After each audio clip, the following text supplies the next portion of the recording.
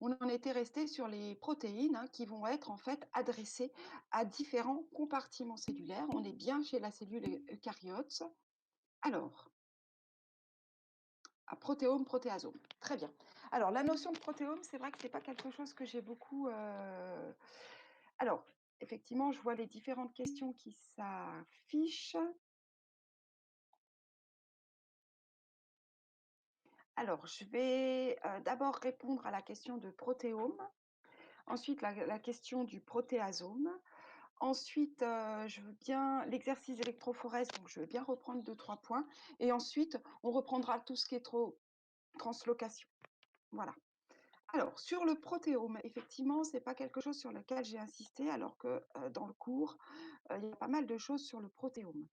Donc c'était en fait au moment où j'ai, un petit peu parlé, de du contrôle en fait de l'expression des gènes. D'accord? Donc, ce qu'on appelle le protéome, on était par là, hein.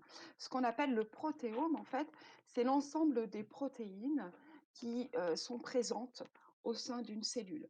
Comme on dit, le génome, c'est l'ensemble des séquences, codantes, d'accord? Donc le protéome, c'est l'ensemble des protéines. Voilà. Donc ce protéome, il est spécifique à une cellule et il va varier, également dans le temps, d'accord? Et en fait, il varie parce qu'on a des contrôles d'expression qui se font absolument à tous les niveaux, d'accord? Au niveau de la transcription, au niveau post-transcriptionnel, au niveau de la traduction et puis ensuite au niveau de la durée de vie des protéines, d'accord? C'est-à-dire que les protéines, bon, elles ont une durée de vie qui peut être limitée, elles peuvent s'abîmer au cours du temps et cetera et elles peuvent aussi être simplement éliminées et ça, l'élimination des protéines au cours du temps, ça se fait via, protéasome. Voilà et le protéasome, c'est une structure qui va détruire des protéines qui sont étiquetées comme abîmées, vieillissantes ou à détruire ou anormales ou tout ce qu'on veut. Voilà. Donc voilà pour protéome et protéasome. Donc maintenant, je vais revenir sur l'expérience de Blobel, parce que j'ai pas mal de questions de votre part. Alors, donc sur l'expérience de Blobel, vous aviez bien compris que cette partie-là, hein, c'est pas resté, mais ça correspond, à une protéine sécrétée qui est l'immunoglobuline G et cette partie-là, ça correspond à la globine qui est une protéine cytoplasmique. Voilà. Plus et moins, c'est si on ajoute des protéases ou pas. Donc, en absence de protéase, la protéine n'est pas détruite. D'accord? En présence de protéase, elle est potentiellement détruite, mais elle n'est détruite que si elle, elle n'est pas protégée dans des petites vésicules. OK? Voilà. Ensuite, A et B. Donc, A et B, c'est des expériences de traduction sans ajouter de microsome. D'accord?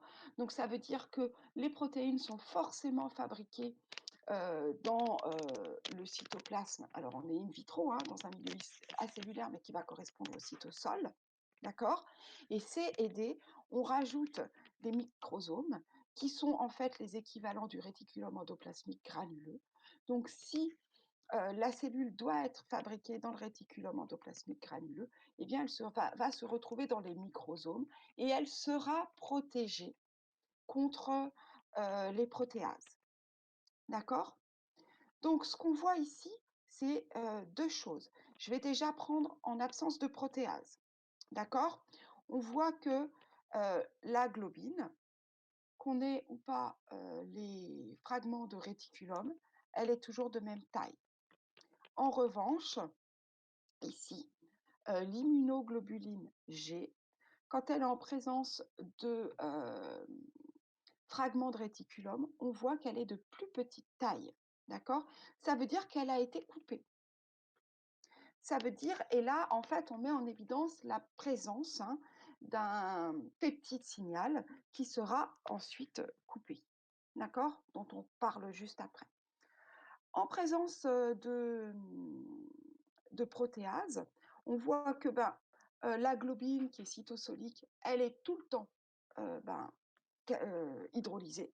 Il y a des protéases, on n'a plus de globine. Quand on a le cas de l'immunoglobuline G, bien sûr qu'elle est hydrolysée quand il n'y a pas de fragment de réticulum. Par contre, quand il y a des fragments de réticulum, elle n'est pas hydrolysée. Ça veut bien dire qu'elle est directement synthétisée à l'intérieur.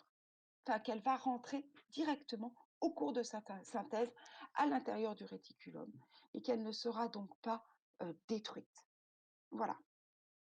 Alors, du coup, et puis je vais reprendre vraiment toute cette partie parce qu'il y avait aussi des questions sur la translocation et que j'ai été un petit peu vite hier.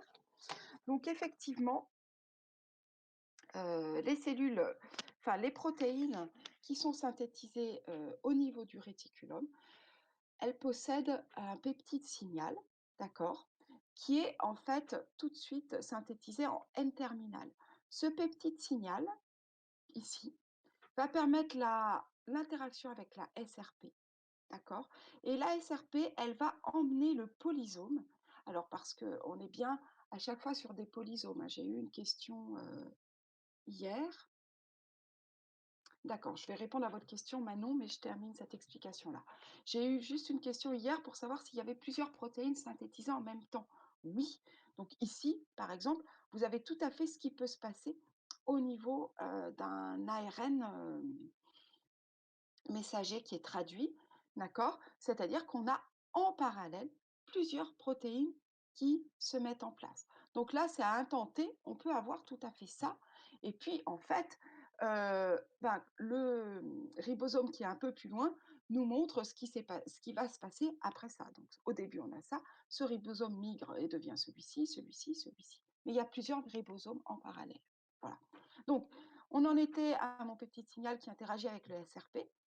Et donc ça bloque momentanément la traduction. Et ensuite, j'ai mon ensemble qui va venir ici sur, la structure de mon réticulum, d'accord, qu'on appelle un translocon ou un translocateur, grâce à un récepteur du SRP qui est à côté du translocateur. Le translocateur s'ouvre, ce qui fait que la protéine, au fur et à mesure de sa synthèse, est transloquée, c'est-à-dire qu'elle est transportée dans le réticulum. D'accord. Très rapidement, le peptide signal va être enlevé et ma protéine va être à l'intérieur du réticulum endoplasmique granuleux. D'accord. Je termine avec le réticulum endoplasmique granuleux. Donc, dans ce réticulum endoplasmique granuleux, on va avoir des modifications qui peuvent être des clivages, un bon repliement, la mise en place des ponts disulfure, d'accord, qui est facilitée à l'intérieur du réticulum endoplasmique granuleux. Et puis ensuite, des modifications covalentes avec l'ajout éventuellement de sucre ces modifications covalentes seront poursuivies ensuite dans l'appareil de Golgi. Voilà. Donc ça, c'est la voie en fait de toutes les protéines. Donc ça va concerner toutes les protéines qui sont sécrétées, toutes les protéines qui sont membranaires et toutes les protéines qui sont, par exemple, au niveau des lysosomes. Voilà. Et je vais revenir sur la voie des lysosomes. Alors, pour répondre à la question de Manon, l'aminoacyle ARNT synthétase, c'est l'enzyme qui fabrique l'aminoacyle ARNT. D'accord. Et l'aminoacyle ARNT, c'est l'ARNT associé à son acide aminé. L'association entre l'ARNT et l'acide aminé se fait grâce à une enzyme qui s'appelle l'aminoacyle ARNT synthétase. Voilà. Alors, donc je reviens à mes protéines. Donc ensuite, on avait vu donc 2-3 points, hein, et en particulier le rôle des chaperones, qui sont des protéines qui facilitent le bon repliement en 3 dimensions de ma protéine en formation. Ces chaperones, elles peuvent intervenir à la fois dans le réticulum et également dans le cytosol. Donc ça, c'est quelque chose qu'on avait vu hier.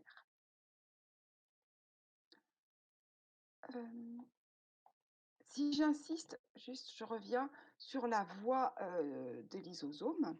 Donc les protéines qui sont adressées aux lysosomes, elles sont fabriquées dans le réticulum et en fait, elles vont migrer vers les lysosomes grâce à la présence d'un mannose 6-phosphate. Donc ça, on l'avait bien vu hier, je ne vais pas revenir dessus, il n'y a pas eu de question particulière.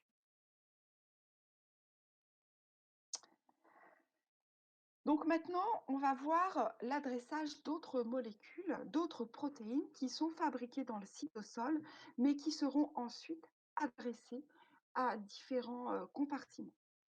L'exemple, que l'on peut prendre, c'est, les protéines, qui sont adressées au noyau.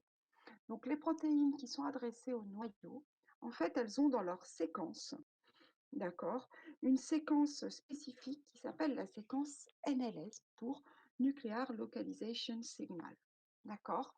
Cette séquence NLS, elle va,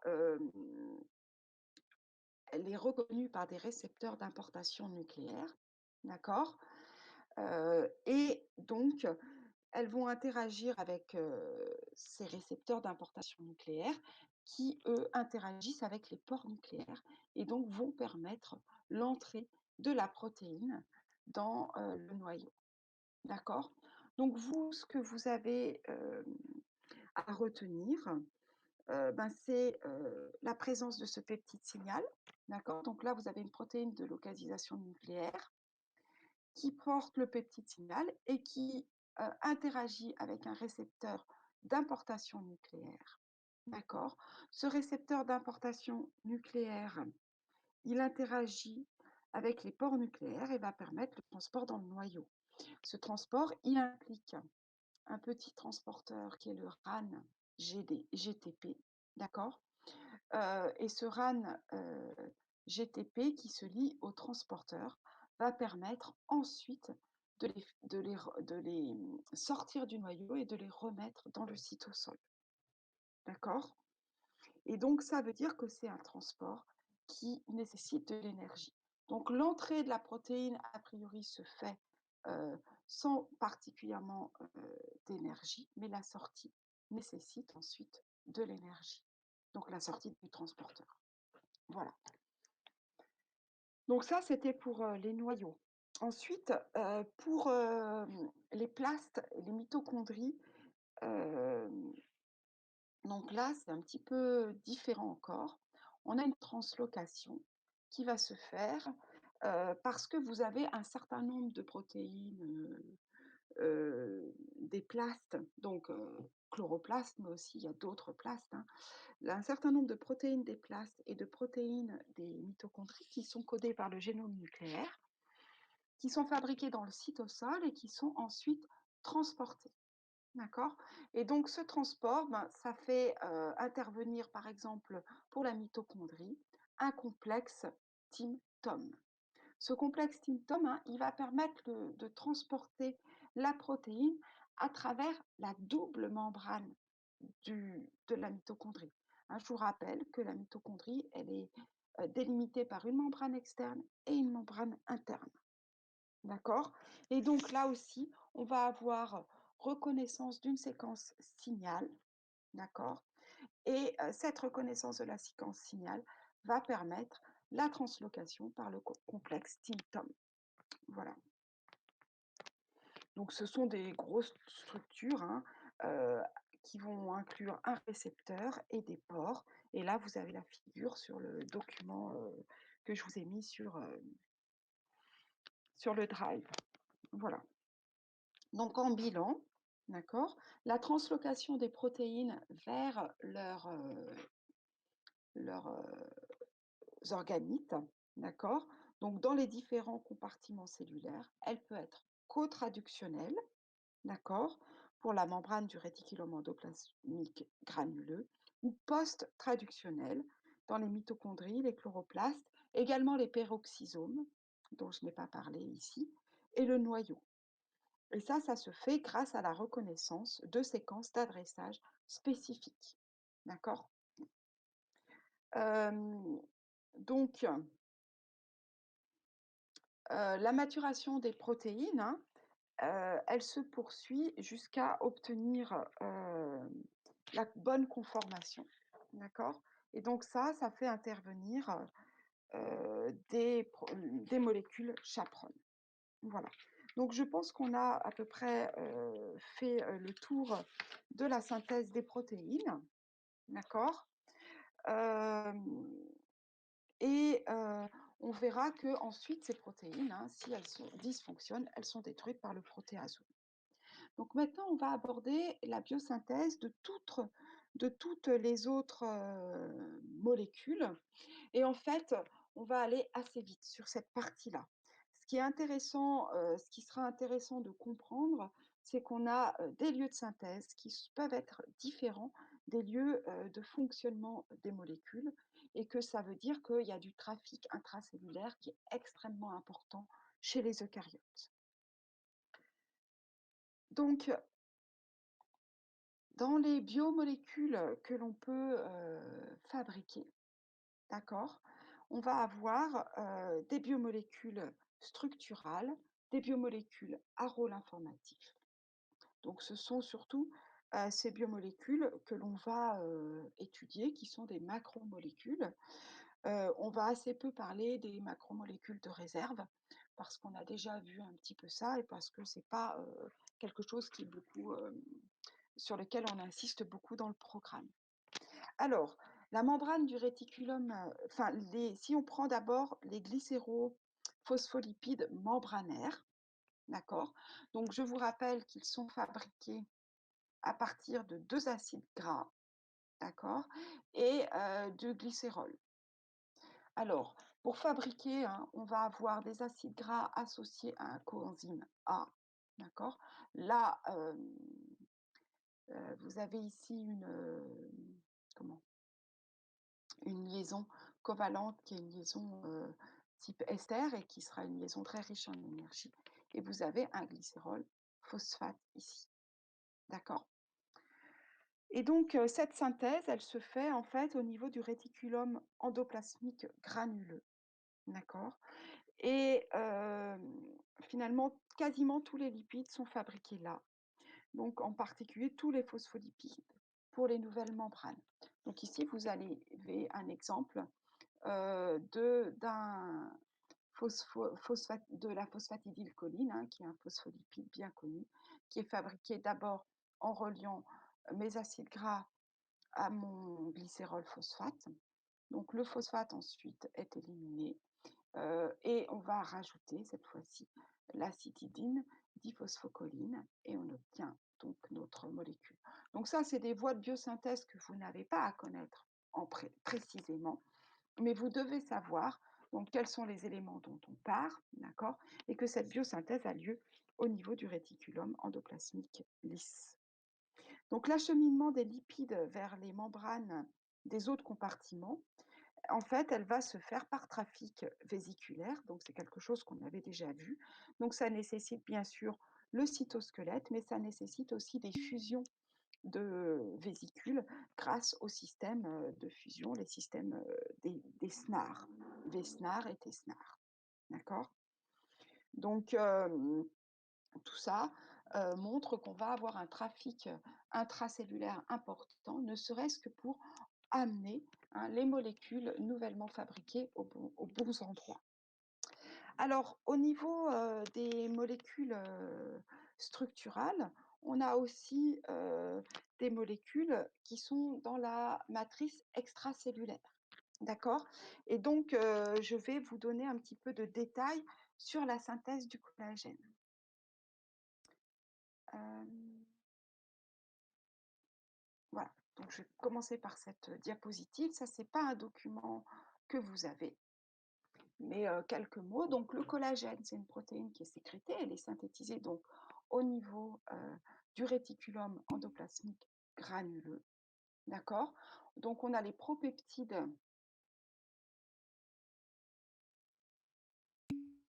Alors, je reprends là, il y a deux trois questions. Donc, le réticulum endoplasmique lisse, c'est la synthèse des lipides, mais là, je parle de la synthèse du collagène, d'accord? Donc on vient sur le réticulum endoplasmique granuleux. J'ai peut-être fait une erreur, hein, dans ce que je vous ai dit. Donc les protéines, les propeptides, qui sont à l'origine donc du collagène, Je vous rappelle que le collagène, c'est une triple hélice, hein, de molécules. Donc on a d'abord des protectides qui sont fabriqués dans le réticulum endoplasmique, granuleux, donc translocation au moment de la fabrication. Il y a certaines prolines qui sont hydroxylées et il y a de la N-glycosylation. Donc dans le réticulum endoplasmique granuleux, c'est toujours de la N-glycosylation. Ensuite, ces molécules passent dans l'appareil de Golgi. On va avoir de la O-glycosylation, une association en trimère, donc en triple hélice, d'accord? Et puis un transport vésiculaire, une exocytose. Dans le milieu extracellulaire, on a ensuite un clivage des extrémités N et C terminales, puis un assemblage en fibrille de collagène et une association en fibres. Donc c'est ce que vous avez ici. Donc ici, il faut que vous rajoutiez un certain nombre de, de choses. Alors, je pourrais, vous les avez rajoutées, je crois, déjà dans le cours, d'accord? Donc vous les rajouterez ici.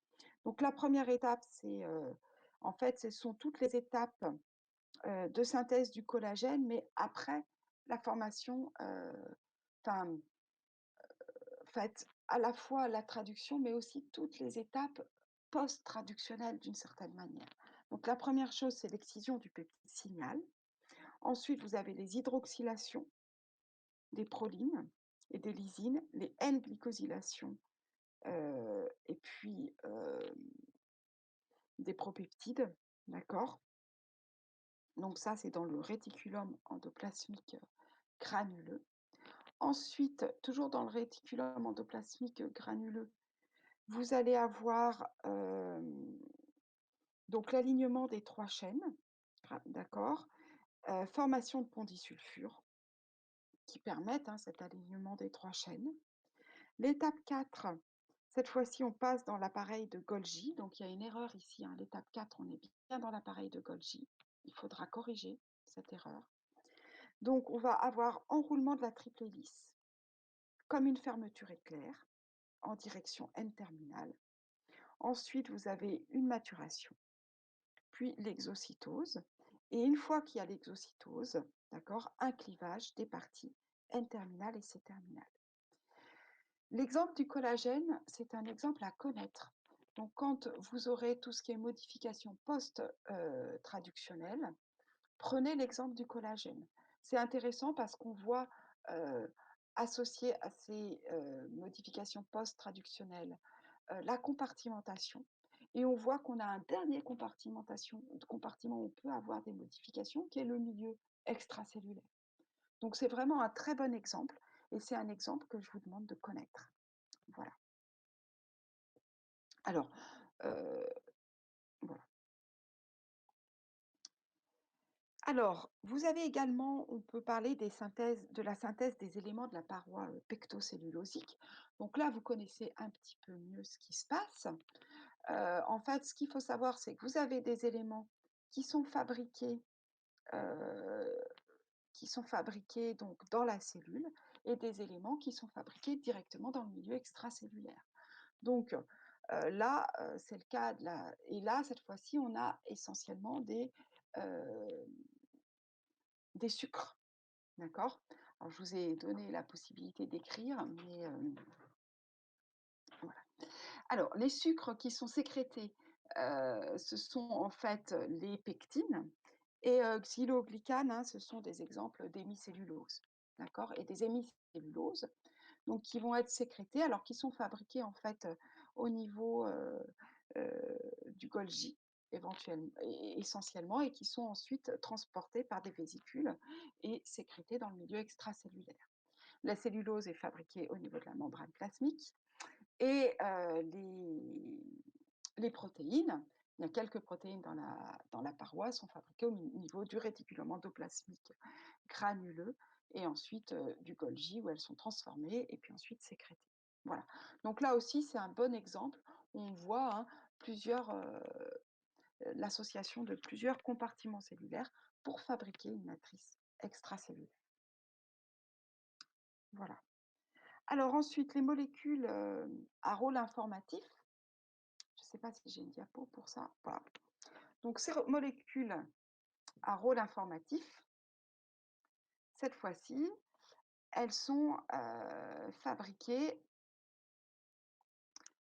dans le noyau. Bon, j'ai effacé vos petits traits et je vous donne plus le droit de dessiner. Voilà. Elles sont fabriquées dans le noyau, donc c'est la réplication, c'est la transcription et puis, c'est même la maturation qui a lieu dans le noyau. Donc là, hein, on a toutes les protéines qui permettent de fabriquer ces acides nucléiques qui sont importés du cytosol vers le noyau par les pores nucléaires. Ensuite, on a fabrication de ces acides nucléiques et un certain nombre de ces acides nucléiques vont ensuite être exportés dans le cytosol, par les pores nucléaires. C'est le cas de tous les ARN cytosoliques. Voilà. Donc pour conclure, on a bien une spécialisation en fait des compartiments, d'accord? Qui fait que les lieux de synthèse ne sont pas, forcément les lieux de fonctionnement et très souvent les lieux de synthèse ne sont pas les lieux de fonctionnement. Ce qui fait qu'on a, du trafic très, très important. Donc là, j'ai repris alors vous pourrez rajouter des couleurs si vous avez fait des impressions, noir et blanc. Je crois que c'est une figure que vous avez dans votre, poly. Non, c'est pas une figure que vous avez dans votre poly, celle-ci, mais c'est une figure que j'ai mise dans le cours. Donc, vous avez des ADN et des ARN qui sont dans le noyau. Les ARN sont fabriqués dans le noyau, mais à une partie vont partir du noyau pour se retrouver dans les lieux où on synthétise les protéines, c'est-à-dire sur la membrane du réticulum endoplasmique granuleux, ou bien former les polysomes libres dans le cytosol. D'accord? Ça va permettre de fabriquer en rouge les protéines. On voit bien que les protéines, certaines restent dans le cytosol, d'autres sont adressées au noyau, peroxysome, chloroplaste, mitochondrie, et certaines sont fabriquées directement dans le complexe endomembranaire du réticulum. Elles vont passer dans le Golgi, puis dans les vésicules de sécrétion ou dans le lysosome. Alors attention, euh, pour les flèches qui vont du réticulum au Golgi, au lysosome, aux vésicules, à la membrane plasmique, là, le passage se fait par du trafic intravésiculaire. D'accord? Alors que les protéines qui sont fabriquées dans le cytosol, elles restent libres dans le cytosol et elles sont transloquées. D'accord? Donc elles rentrent directement dans le peroxysome, pas par exocytose, endocytose. D'accord? Enfin, vous avez les phospholipides membranaires qui vont être fabriqués dans le réticulum endoplasmique lisse et être transportés là aussi par trafic vésiculaire vers l'ensemble des endomembranes. Voilà. Donc ici, il manque les sucres, mais on aurait pu également ajouter les sucres. Alors, chez les sucres, en tout cas, ils peuvent soit ensuite participer à la glycosylation des protéines, soit être des petits sucres libres dans le cytosol, soit être des sucres de réserve. Et à ce moment-là, ça va être le glycogène, l'amidon, ou des sucres de structure. Et à ce moment-là, ils seront sécrétés ou directement fabriqués au niveau de la membrane plasmique. Voilà. Donc ça permet de conclure sur ce chapitre. Donc sur le fait que la traduction, c'est un mécanisme fidèle, d'accord, avec conservation de l'information génétique, euh, mais on va passer sous une autre forme, d'accord? Donc on garde toujours, on est toujours fidèle à l'information qui était donnée au départ par l'ADN, mais vous voyez que cette information, elle a été modifiée et changée par tout un ensemble d'activités cellulaires. On voit bien que les ARN sont les molécules de la traduction, d'accord? Euh, En fait, ces ARN, ils vont permettre, d'accord, ces ARN, ils vont permettre à la fois une aide à la transcription. Donc les SNRP sont les small nuclear euh, riboprotéines, d'accord? Ce sont les ARN des SNRPs, c'est-à-dire les ARN des structures qui permettent l'épissage. Les ARN interférents vont permettre de contrôler la quantité d'ARN que l'on a de fabriquer, donc d'ARN messager. d'accord? Vous avez les ARN prémessagers, les ARN messagers et ensuite donc ces ARN messagers avec les ARN ribosomiques et les ARN de transfert sont vraiment les acteurs clés de la traduction, d'accord? On voit que ces ARN, ils peuvent avoir, parce qu'ils ont une structure tridimensionnelle spécifique, des propriétés proches de celles des protéines, en particulier des propriétés catalytiques, enzymatiques. D'accord? On voit enfin qu'on a un faible nombre de précurseurs, de petites molécules organiques. Donc, si on reprend toute la partie euh, toute la partie qu'on avait fait sur les petites molécules organiques, les grandes molécules organiques, on voit bien qu'on a un tout petit nombre de petites molécules organiques, hein, quelques sucres, même à partir du glucose, la plupart des cellules peuvent fabriquer tous les sucres, des acides aminés, des acides nucléiques. Et avec ça, on fait une immense diversité de molécules, d'accord, avec vraiment presque dans un organisme pluricellulaire, hein, d'une cellule à l'autre, on n'a jamais exactement les mêmes molécules. D'accord? Alors, si c'est des cellules d'un même tissu, on va avoir des choses assez proches, mais quand en plus on a des tissus différents, on va avoir vraiment des molécules différentes. On voit enfin que ces biosynthèses nécessitent énormément d'énergie. Cette énergie, elle est fournie sous forme d'ATP, mais également de GTP. D'accord? Et puis qui sont des coenzymes énergétiques ou alors des précurseurs activés, hein, comme, l'aminoacide ARNT, qui est un aminoacide chargé et qui contient, de l'énergie. Voilà. Donc vous avez, tout un ensemble et là, on commence à bien comprendre, avoir une vue un peu plus d'ensemble de ma cellule, d'accord? Avec une compartimentation très, très forte, une spécialisation des compartiments, mais qui nécessite également un routage très, très important des molécules qui vont être fabriquées dans un compartiment, envoyées dans un autre, et un trafic intracellulaire qui est très, très important. Voilà. Donc ce matin, ça fait un cours qui est un peu plus court que les autres, mais j'ai pas envie de commencer, tout de suite, le cours suivant qui est un cours, qui sera un petit peu plus lourd. Donc je vais prendre vos questions. Donc je vois Chloé. Voilà. Puis je vais reprendre, alors il y a Enzo. Alors je vais répondre à votre question, Chloé, et puis je vais donner la parole à Enzo. Oui, je vous écoute. Ah, vous m'entendez? Ouais, très bien. Le trafic, c'est uniquement avec les microtubules? Non, le trafic, ce qu'on appelle le trafic, intracellulaire, c'est le fait qu'on va passer d'un compartiment à l'autre. Ok, Voilà. d'accord, merci. Donc voilà, c'est pas juste les microtubules, c'est tout ce qu'on voit. On voit bien qu'à partir du moment où on a des vésicules qui sont transportées, on va avoir besoin, de microtubules pour les transporter, d'accord? Mais voilà. Sur la synthèse du collagène, oui, on peut revenir un petit peu. Est-ce qu'il y a des questions particulières sur la synthèse du collagène?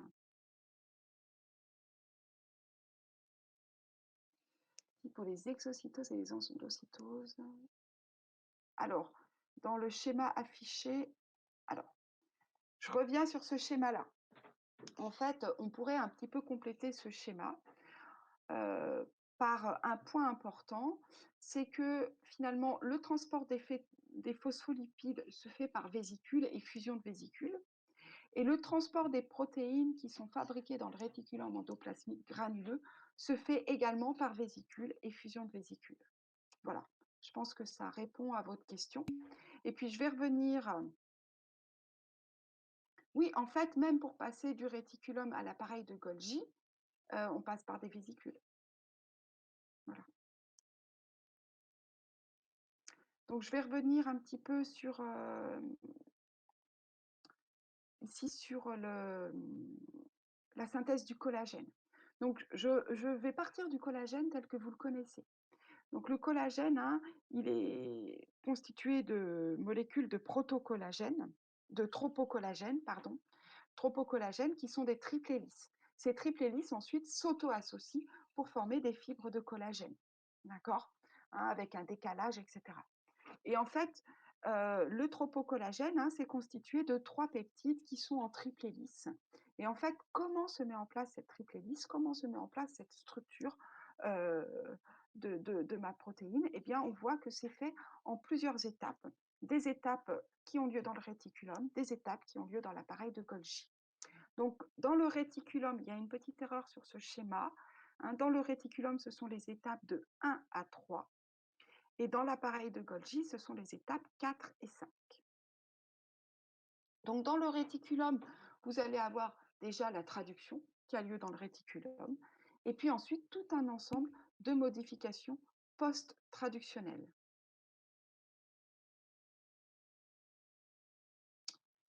Je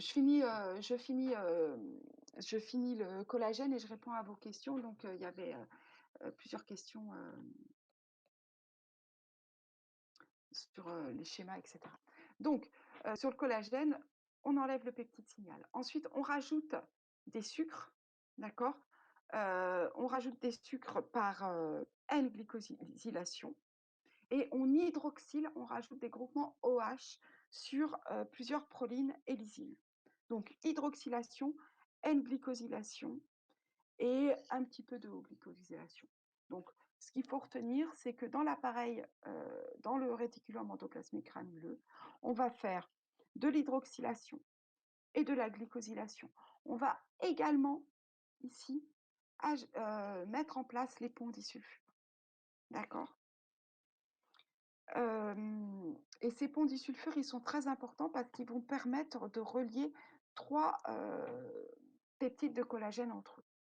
Ensuite, ça va passer dans l'appareil de Golgi. Dans l'appareil de Golgi, vous avez des systèmes qui vont permettre la mise en place de la triple hélice. D'accord? Donc ça se passe un petit peu comme une fermeture éclair et on a notre triple hélice. On rajoute des sucres, d'accord? Dans l'appareil de Golgi. Ensuite, il va y avoir une exocytose. Après l'exocytose, la dernière étape de maturation, c'est d'enlever les parties N-terminales et C-terminales. Voilà. Alors, Romane, c'est-à-dire qu'est-ce que vous voudriez?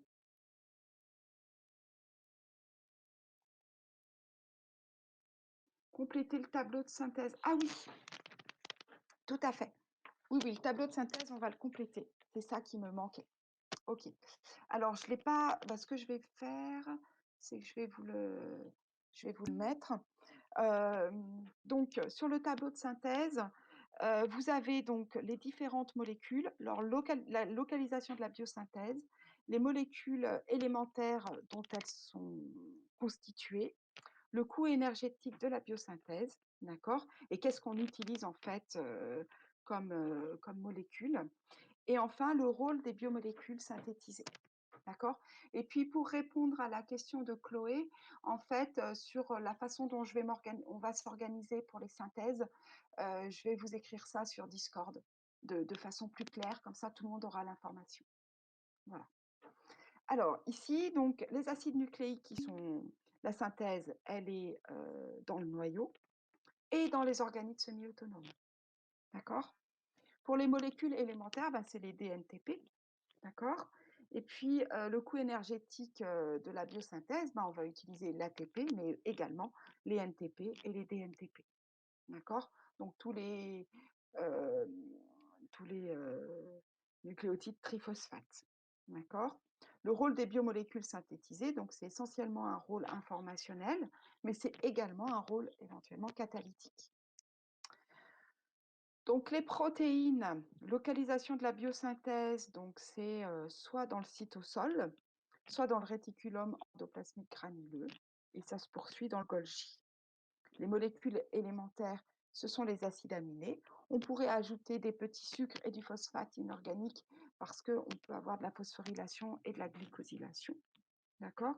Le coût énergétique, donc c'est, on utilise beaucoup d'ATP, mais aussi beaucoup de GTP. D'accord? Et puis le rôle de ces biomolécules, bah, c'est un rôle structural, informationnel, catalytique.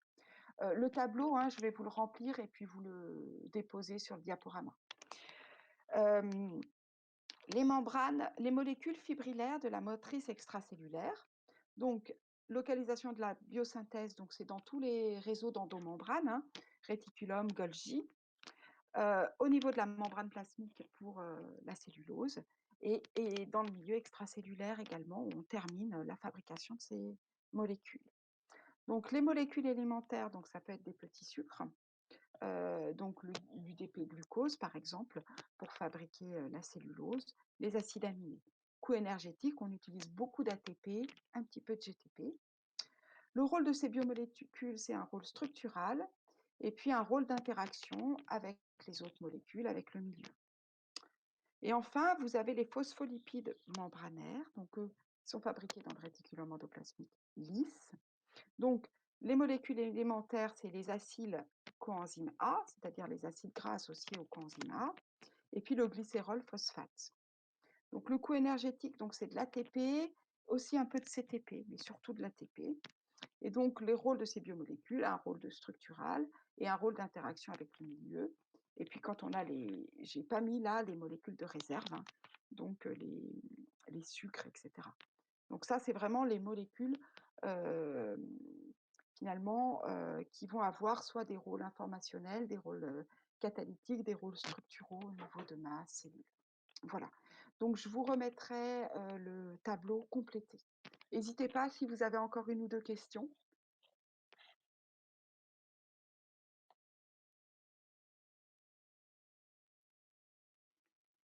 Donc si vous n'avez pas d'autres questions, ce que je vous propose, c'est de regarder les documents du chapitre suivant, enfin de bien reprendre ce chapitre cet après-midi.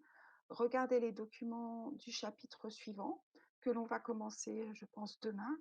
Je compte faire soit demain, soit vendredi, si j'arrive à avoir un petit peu le temps, juste une petite présentation du coronavirus qui nous occupe beaucoup en ce moment, pour vous donner un petit peu son origine et ses effets, comment il rentre dans la cellule, et puis juste vous présenter un petit peu ce que c'est qu'un virus exactement et comment il fonctionne dans la cellule. Voilà. Quelques mots aussi sur le lien entre, enfin, sur ces maladies émergentes et les raisons pour lesquelles ces maladies émergent et les raisons pour lesquelles on savait hein, qu'il allait arriver quelque chose de ce type-là, on ne savait pas quand, on ne savait pas comment. Euh, Finalement, ce virus, il est quand même pas si dangereux que ça par rapport à des choses qu'on pouvait craindre qui auraient pu être pires encore. Voilà. Bah, écoutez, je vous laisse, je vous souhaite une très bonne matinée et puis n'hésitez pas à utiliser, Discord pour discuter. Une question sur le magmatisme? Alors, question sur le magmatisme, tout à fait Clarisse. Décompression adiabatique, ça veut dire que c'est une décompression à température constante. C'est-à-dire que quand les roches remontent dans le manteau, hein, elles changent tout de suite de pression parce qu'elles ont de moins en moins de masse sur elles. Par contre, la température se fait, le changement de température est très lent et on peut considérer que c'est une décompression à température constante, donc une décompression adiabatique. Voilà.